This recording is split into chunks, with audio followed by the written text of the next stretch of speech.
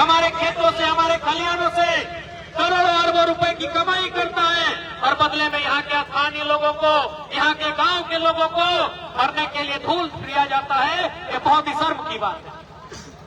यदि बात करें कोई भी काम होता है तो नियम कानून से होता है। आप सभी जानते हैं भारत एक कानून देश है, कानून से भारत का देश चलता है। लेकिन आज दुर्भाग्य की बात है, जिनके पास पैसा है, जिनके पास पूंजी है, वो कानून को चुनौती देते हैं। पर्यावरण संरक्षण अधिनियम 1986 सब कहती है कि यदि कोई खनन का काम होता है, यानी कोयले के काम आदि व्यवहार, तो जल, थल, वायु, ध्वनि प्रदूषण नहीं फैलना चाहिए। यदि जल प्रदूषण होता है, थल यानी मिट्टी प्रदूषित होती है, हवा प्रदूषित होती है, तो कंपनी को, यहां तक कि उस कंपनी को बंद करने का निर्देश है।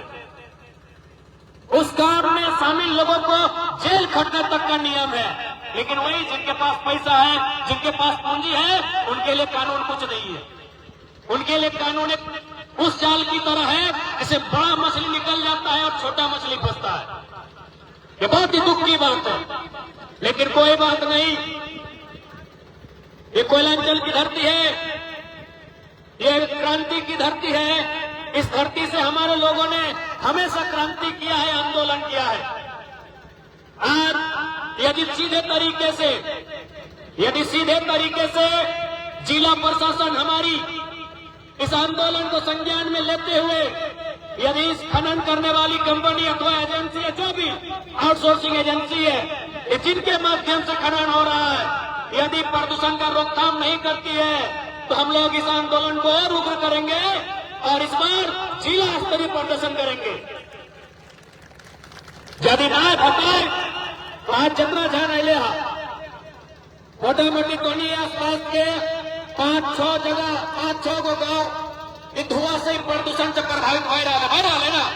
तो अगर बात नहीं मानता है तो अगला बार जिला में प्रदर्शन करता है और सभी ने अपन घर से एक खच लाई कारी लाई के जिला में जाके दिया जाना।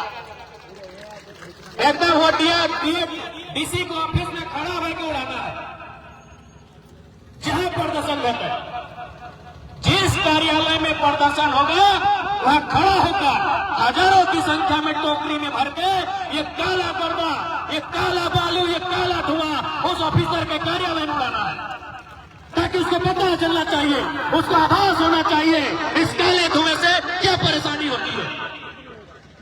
वैसी के कमरों में बैठते हैं, वो बड़े बड़े कमरों में बैठते हैं, उनको पता नहीं है गांव वालों का दर्द क्या है, यहाँ के लोगों का दुख क्या है। इसलिए आज जितना जाना ले, अगर बात सुना है तो ठीक है, यदि धुआं बंद है तो ठीक है, ना तो अगला बार सब यहाँ से पद यात्रा करते हुए जैसन मुड़िए हमने गोबर के खचला लाइट के लेके जहाँ वैसे हमने धुरवा लेके जीवाए और हजार संख्या में और जाए के जितना धनबाद में सरकारी ऑफिस है, चाहे डीसी के ऑफिस रहे, एसपी के ऑफिस रहे, डीएमओ के ऑफिस रहे, प्रदूषण विभाग के ऑफिस रहे, जितना सरकारी ऑफिस है सब में धुरा बैठ जाना है, सबके सामने धुरा उड़ाना है।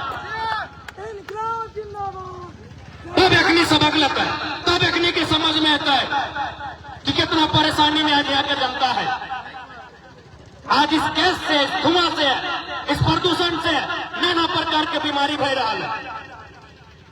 आज जे हमने के 70 साल, 75 साल, 90 साल हमने के आजा बाँचे हल्थेन, आज 50 साल, 60 साल में बड़ा बड़ा बीमारी धर लगा है। अभी अब तोहनी के जाके देख ले, कोलियरी में रहने लोग और चलो हमने के तुम चाची कोले रहने वाला लोग तोहनी से बढ़िया, अभी कहते बूढ़ा बढ़िया आते, कितना बढ़िया आते, कहे कहीं आधा समय में बीमार हो जाते। आखिर बीमारी से लड़ते। इसलिए अगर प्रशासन प्रबंधन जो भी हमने बात में संज्ञान न ले, जीएम के भी कार्यालय के घेर के चारों तरफ तो कार्यालय में गर्दा फेर देवे। गर्दा भरना बड़ा अपराध नहीं लगा, अभी छोटे अपराध कर दे। अगर ये अपराध लगाए और अपराध के भाषा से एक नहीं समझता है तो बागी बहन को अपनी कर दिया है। हमको कोई मारा कहते थोड़ी के लिए कि हमारा जेल लगते, धुआं भरना, सब कार्यालय में गर्दा भरना है। जितना गर्दा हो रहा है सब टोकरी में भर के सीएम के ऑफिस में एकदम बैठ जाना है। लेकिन ऐसे नहीं सुनते लगने तैयार है ना तो नहीं। अगर आज के प्रदर्शन से अगर बात माना है तो ठीक है, नहीं तो अगला तारीख के तो नहीं ऐलान करा, अगला तारीख के चयन करा और पूरा बृहद तरीके से कार्यक्रम करल जाए और अखनी के सबक अपनी भाषा में दिया जाए। बन के बढ़िया बढ़िया जगह रहा दिन धनबाद में 18 तल्ला 20 तल्ला में अपन समझ में न ओखनी के दिया पुता ओखनी के जेनी छुआ भाला बढ़िया से रहा है तो अपने की समझ में। आज यहाँ गांव के आदमी के समझ में आ रहा है कि तकलीफ बह रहा है, कितना दुख है अपने के जीवन यापन बह रहा है। सबसे महत्वपूर्ण कि आदमी की जिंदगी या उम्र कम बह रहा है।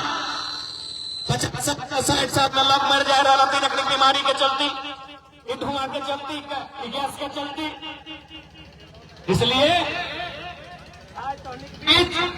स्पष्ट क्या चाहे, अगर तरीके से बात माना दिन ठीक है, नहीं तो हर तरीका अपना लेता है जगह से सिस्टम में हड़कम पैदा भर लेता है।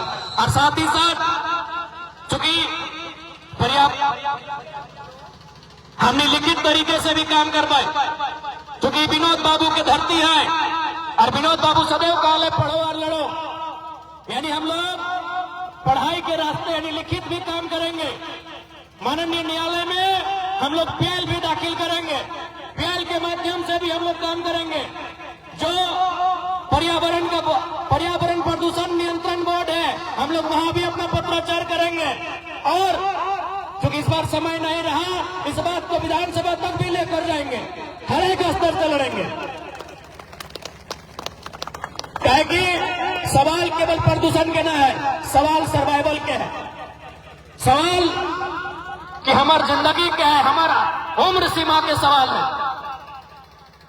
इसलिए आज के इस आंदोलन में उपस्थित जितना भी जन अटल है जुटल है, सब इनके साथ शब्द हम क्या चाहिए कि टोनी की संघर्ष में हर एक ग्रुप में टोनी के साथ खड़ा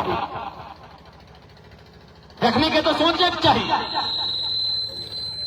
कि आज जकर जमीन में कोयलो खोल ले, जकर जमीन से करोड़ों टका कमाई भी कर ले और ओखनी के बीमार करे के तरीका अपने ढूंढ रहा है, ओखनी के खत्म कर।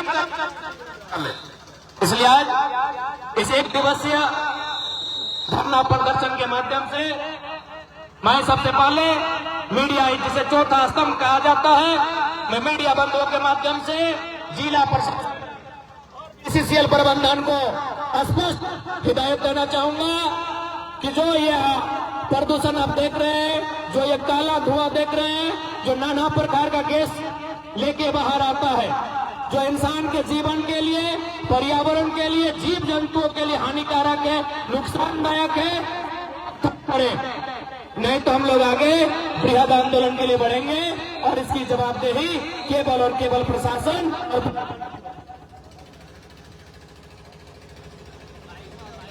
ठीक है। तनी समय के कमी है, एक बाद हमरा लेकिन टोनिक बीच हम सदैव आवे में आधा घंटा 1 घंटा के लेट हो सकल है, लेकिन हमेशा टोनी के आंदोलन में, टोनी के काम में, टोनी के दुख में हमेशा साथ खड़ा ही हो, हमेशा टोनी खड़ा ही हो, आज भी खड़ा ही हो और जब तक हम रहो तब तक टोनी के साथ खड़ा रहो, इस बात के हम कह के जा रहे हैं। ठीक है, तो आज के इस पर्यावरण बचाओ संघर्ष समिति के तमाम साथियों के, तमाम दीदी माए मौसी सभी के हमारे क्रांतिकारी जोहार, सभी को मेरा जोहार। आपके इस आंदोलन को, आपके इस कार्यक्रम को हम लोग पूरा समर्थन करते हैं, पूरा सहयोग करेंगे। एक विधायक होने के नाते मेरा जो भी कर्तव्य होगा उससे हम पीछे नहीं हटेंगे। धन्यवाद सभी।